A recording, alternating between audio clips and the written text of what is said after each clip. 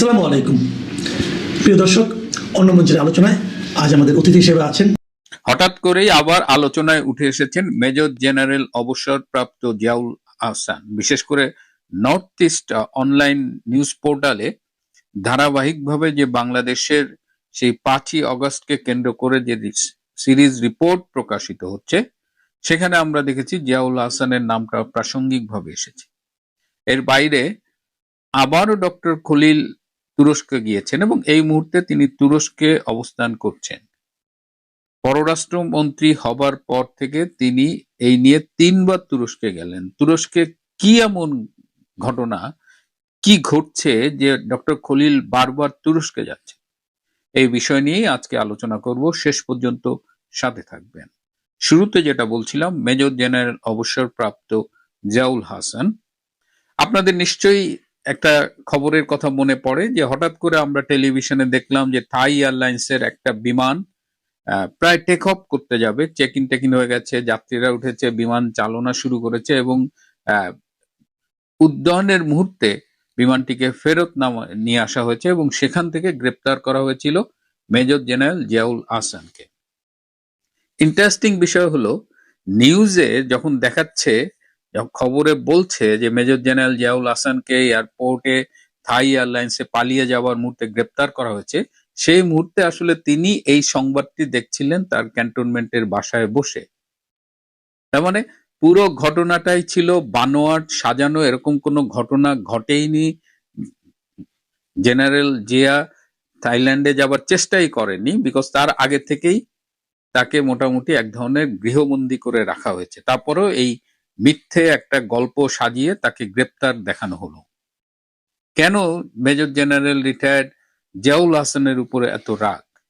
এই major general Ziaul Hasan যখন র্যাবের দায়িত্বে ছিলেন 2009 সালের পরে, তিনি কিন্তু অনেকগুলো গুরুত্বপূর্ণ দায়িত্ব পালন করেছে। বিশেষ করে বাংলাদেশের মাটিতে যেসব বিচ্ছিন্নতাবাদী গোষ্ঠী ছিল, যারা ভারতের বিরুদ্ধে বা বাংলাদেশের ভেতরে বিভিন্ন সন্ত্রাসী গ্রুপ যারা কাজ করছিল, তাদের দমনে, নির্মূলে এই মেজর জেনারেল অবসরপ্রাপ্ত জিয়াউল হাসানের কিন্তু ব্যাপক ভূমিকা আছে। খুব সাহসী ভূমিকা রেখেছিলেন তিনি এবং তার ফলে এই যে বাংলাদেশের মাটি থেকে যে উলফা অপারেট করতো, তারা কিন্তু আলটিমেটলি করতে পারেনি। এই মেজর জেনারেল জিয়াউল হাসানকে 6ই অগস্ট ফোর্স রিটায়ারমেন্টে পাঠানো হয়। তো একজন মেজর জেনারেলকে রিটায়ারমেন্টের, যদি ফোর্স রিটায়ারমেন্টে পাঠাইতে হয় তাহলে সেটার আদেশ আসে আর্ম ফোর্সেস ডিভিশন থেকে। আর্ম ফোর্সেস ডিভিশনটা নিয়ন্ত্রণ করে প্রধানমন্ত্রী। বাংলাদেশে 6ই আগস্ট 2024 সালে কোনো প্রধানমন্ত্রী ছিল না, তাহলে এই মেজর জেনারেল জিয়াকে কারা ফোর্স রিটায়ারমেন্ট করলো, এটি একটি প্রশ্ন এবং এই প্রশ্নগুলো কিন্তু এখন উঠে আসছে। তাকে সাজানো নাটকের মাধ্যমে গ্রেপ্তার, তাকে এই জেনারেল ওয়াকার বেসিক্যালি তাকে এই ফোর্স রিটায়ারমেন্টের ব্যবস্থা করেছে। তো ফোর্স রিটায়ারমেন্টের আগে তাকে একটা টোপ দেওয়া হয়েছিল, তাকে বিদেশে চলে যাওয়ার একটা সুযোগ দেওয়া হতো যদি সে শেখ হাসিনার বিরুদ্ধে রাজসাক্ষী হতো, কিন্তু সে শেখ হাসিনার বিরুদ্ধে রাজসাক্ষী হতে রাজি হয়নি। শেখ হাসিনার বিরুদ্ধে নানান, এই যে এখন আপনারা শোনেন সিরিয়াল কিলিং, আরো অনেক কিছু, গণহত্যা, ফ্যাসিস্ট, আরো কত কিছু।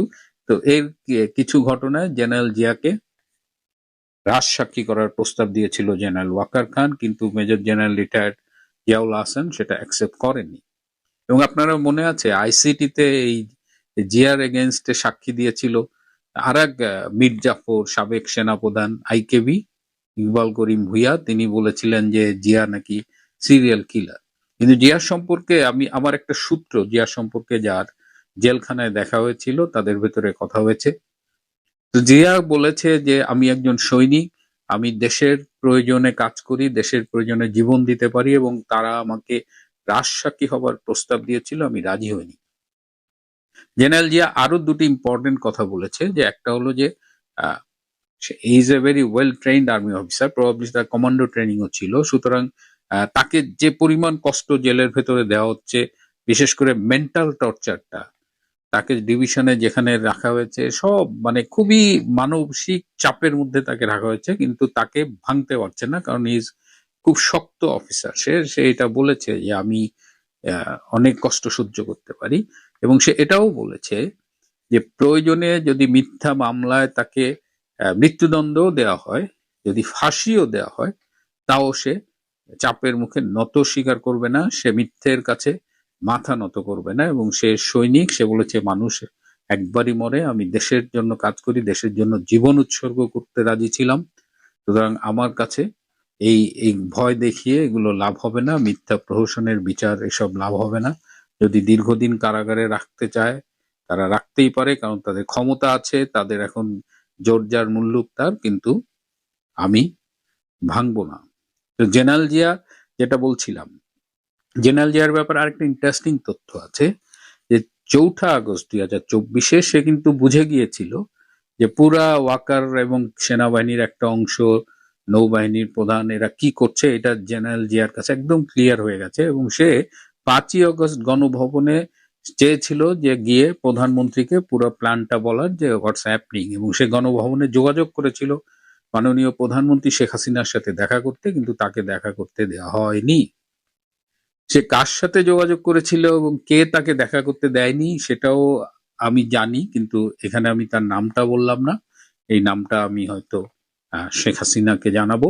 কিন্তু একটা জিনিস খেয়াল করলাম যে গণভবনে শেখ হাসিনাকে একটা বলয় ঘিরে রেখেছিল, যারা তাকে জনবিচ্ছিন্ন করেছিল এখন যেটা মনে হচ্ছে, এবং তাকে অনেক কিছু জানতে দেওয়া হয়নি। কারণ আমার মনে আছে যে 2020 সালের ফেব্রুয়ারির শেষের দিকে একদম মানে করোনা তখন আসি বাংলাদেশ পুরো লকডাউনে যায়নি।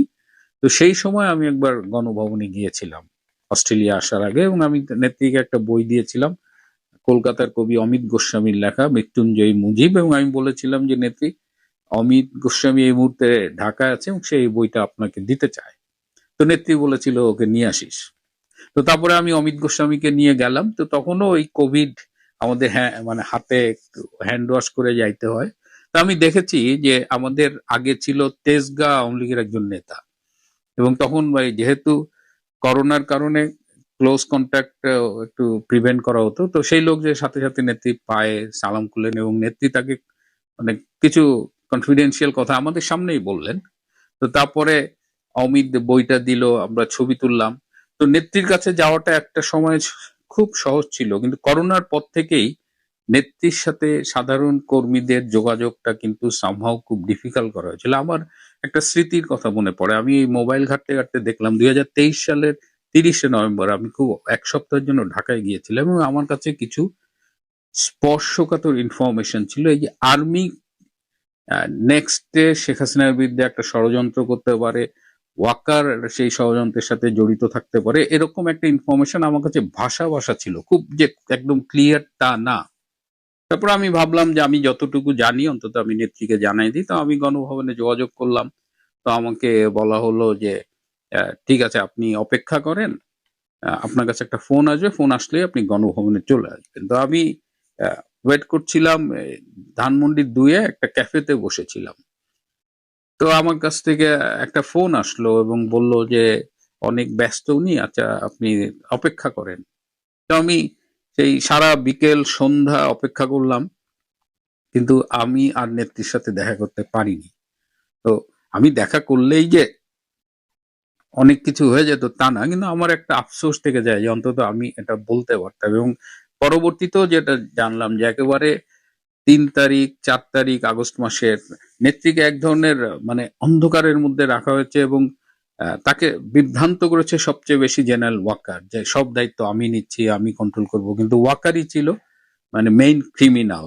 এটা ইমপ্লিমেন্টেশনে ওয়াকারকে দিয়ে ঘটনাগুলো ঘটানো হয়েছে। যেহেতু ওয়াকার প্রধানমন্ত্রী খুব বিশ্বস্ত ছিলেন, সেনাপ্রধান ছিলেন, তো ওয়াকার এই সুযোগটা নিয়েছে।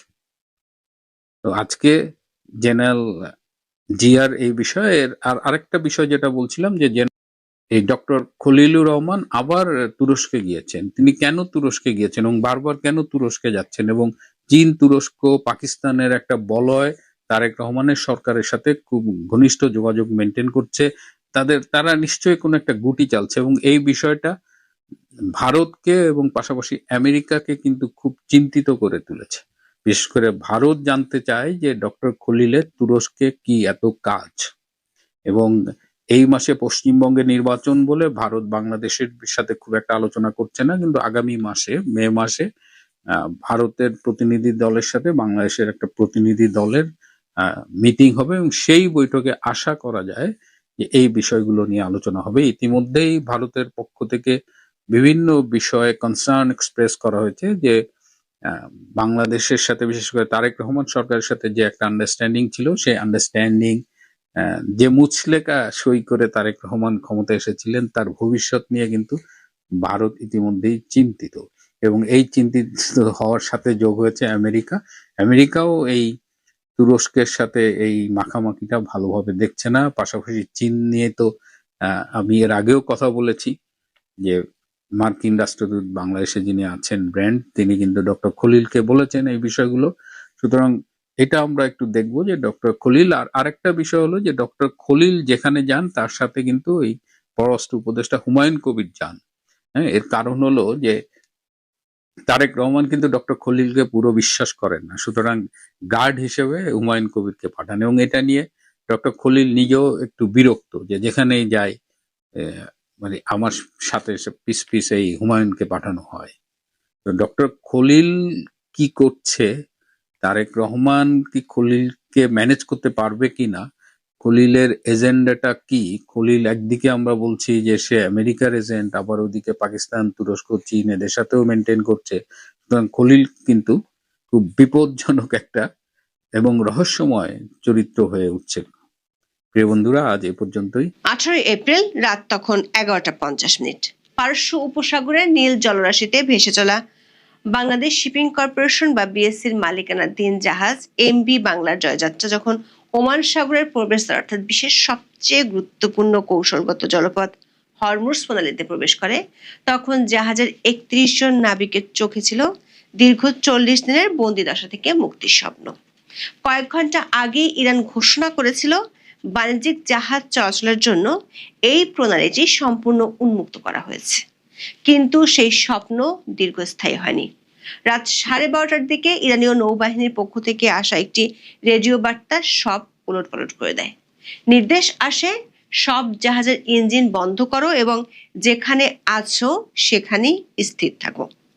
আইআরজিসি বা ইসলামিক রেভলিউশনারি গার্ড কর্পস এর সুনির্দিষ্ট অনুমতি ছাড়া কোনো জাহাজ এই প্রণালী অতিক্রম করতে পারবে না।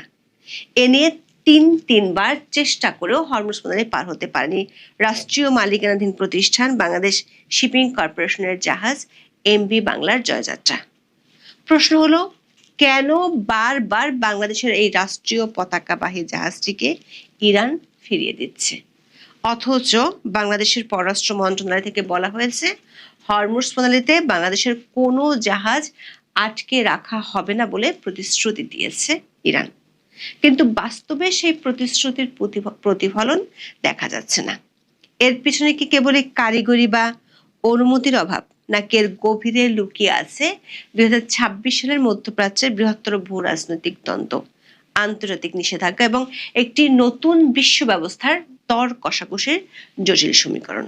বিস্তারিত জানতে চলুন যাওয়া যাক বিশ্লেষণ। দেশের অনেক গণমাধ্যমের তথ্য হলো, রাষ্ট্রীয় মালিকানাধীন প্রতিষ্ঠান বাংলাদেশ শিপিং কর্পোরেশনের জাহাজ এমবি বাংলার জয়যাত্রাকে সবশেষ 17 এপ্রিল ইরান দ্বিতীয় দফায় হরমুজ পার হওয়ার পথে আটকে দিয়েছে। তবে আমাদের অনুসন্ধান বলছে 2 নয় 3 দফায় আটকে দেওয়া হয়েছে জয়যাত্রার যাত্রা।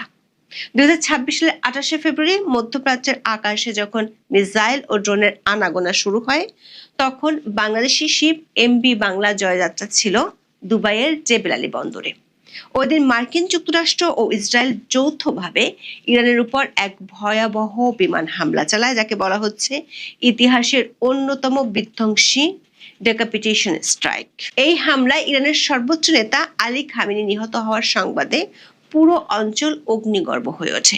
এর পরপরই ইরান প্রতিশোধমূলক হামলা শুরু করে এবং হরমুজ প্রণালী বন্ধ করে দেওয়ার হুমকি দেয়। বাংলার জয়যাত্রা গত 26 জানুয়ারি মধ্যপ্রাচ্যের জলসীমায় প্রবেশ করেছিল। 26 ফেব্রুয়ারি এটি কাতারের মেসাইদ বন্দর থেকে 38,800 টন স্টিল কয়েল নিয়ে দুবাইয়ের জেবেল আলী বন্দরের 10 নম্বর টার্মিনালে ভেড়ে। কিন্তু পণ্য খালাস শুরু হওয়ার আগেই যুদ্ধ শুরু হয়ে যায়। 2রা মার্চ একটি মিসাইল জাহাজটি থেকে মাত্র 200 মিটার দূরে একটি তেলের রিজার্ভারে আঘাত হানে। সেই ভয়াবহ অগ্নিকাণ্ড এবং যুদ্ধের দামামা 31 জন বাংলাদেশি নাবিককে এক চরম মানসিক সংকটে ফেলে দেয়। পরিস্থিতি এতটাই উত্তপ্ত ছিল যে বেলালিতে পণ্য খালাস শেষ করতে 11 মার্চ পর্যন্ত সময় লেগে যায়। এরপর থেকে শুরু হয় জাহাজটির ফেরার লড়াই, যা আজ অবধি সফল হয়নি। গত 8 এপ্রিল পাকিস্তান ও কাতারের মধ্যস্থতায় মার্কিন যুক্তরাষ্ট্র এবং ইরানের মধ্যে একটি সাময়িক 2 সপ্তাহের যুদ্ধবিরতি ঘোষিত হয়। এই সুযোগে বিএসসি সিদ্ধান্ত নেয় জাহাজটিকে বের করে আনার। এমভি বাংলার জয়যাত্রা ততক্ষণে সৌদি আরবের রাস আল খায়ের বন্দর থেকে 37,000 টন ফসফেট সার বোঝাই করে দক্ষিণ আফ্রিকার কেপটাউনের উদ্দেশ্যে রওনা হয়েছিল। জাহাজটির গতি ছিল 9.5 নটিক্যাল মাইল এবং ধারণা করা হয়েছিল 4 মে নাগাদ এটি গন্তব্যে পৌঁছাবে।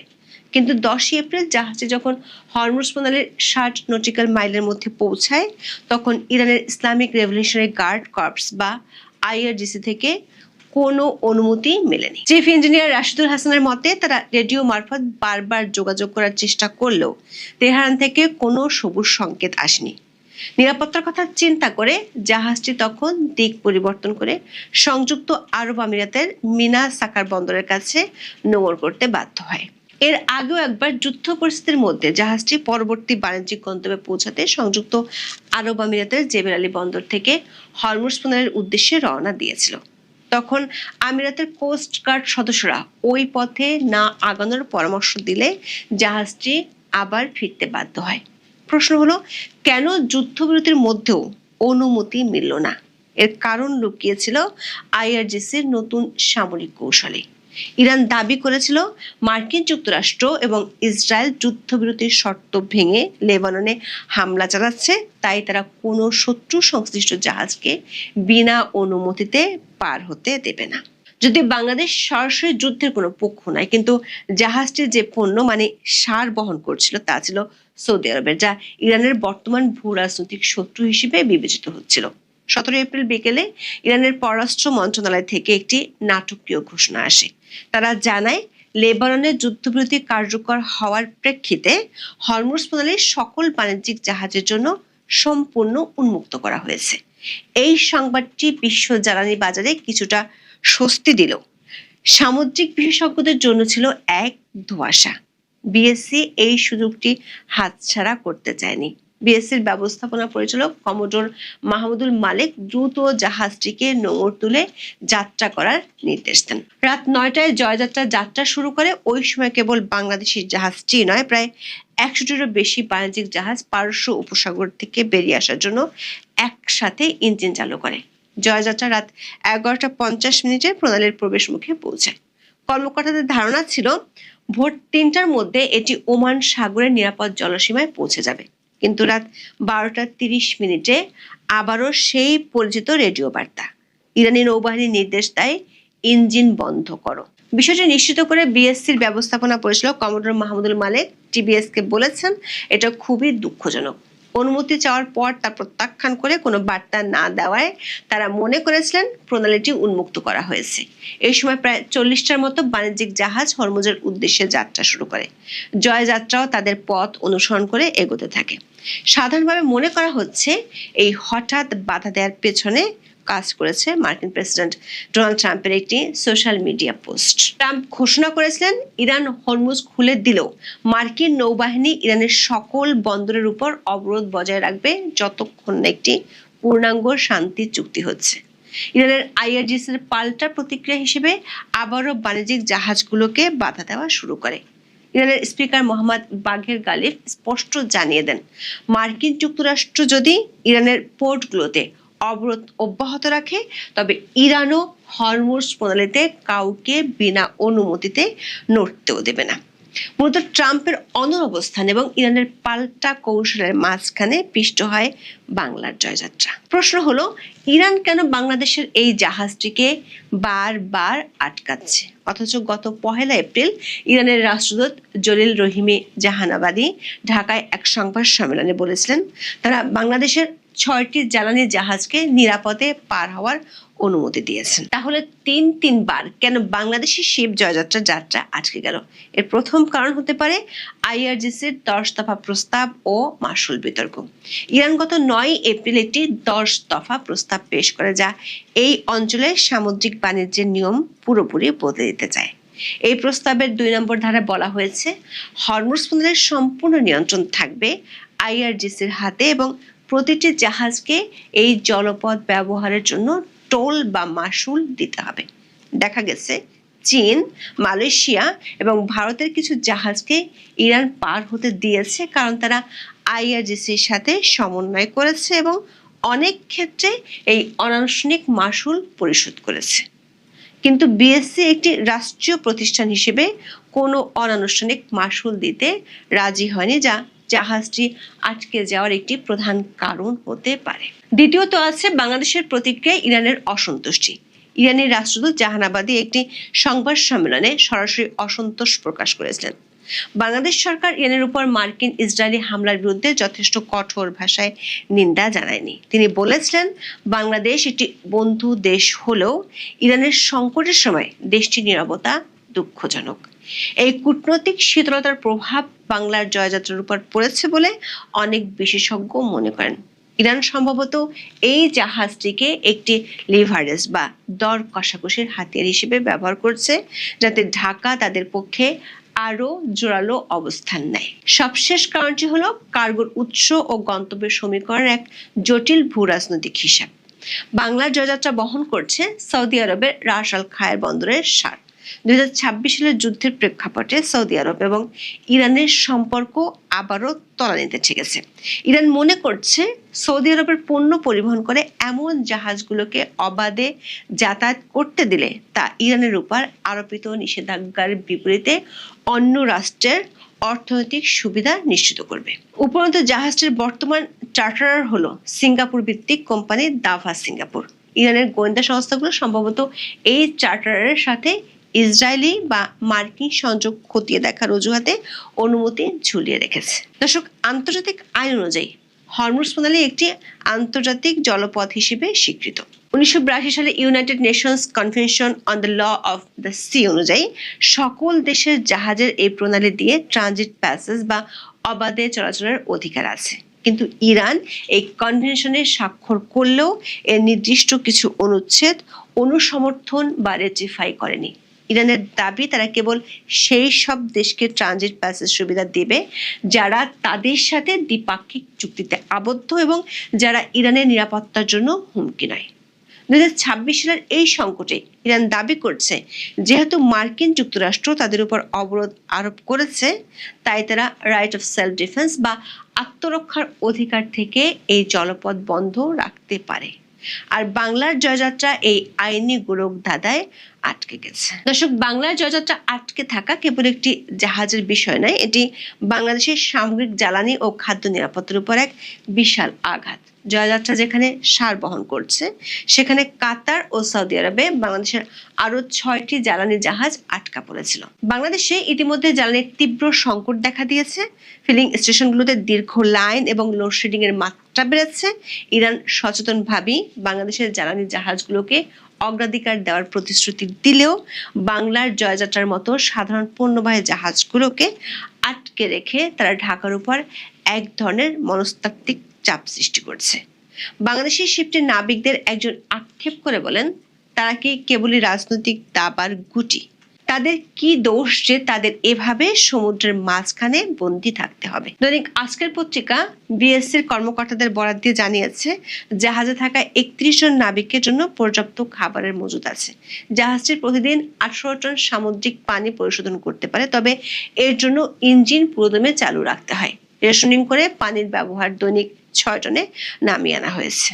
দর্শক, ইরান কেন বাংলাদেশের জাহাজটিকে তৃতীয় দফায়ও অনুমতি দিল না, তার উত্তর কেবল একটি রেডিও বার্তার মধ্যে সীমাবদ্ধ নয়। এটি ইরানের ক্ষমতার আস্ফলন, মার্কিন অবরোধের জেদ এবং বিশ্ব রাজনীতির সেই নিষ্ঠুর খেলা, যেখানে সাধারণ মানুষ এবং ছোট দেশগুলো বলির পাঠা হয়।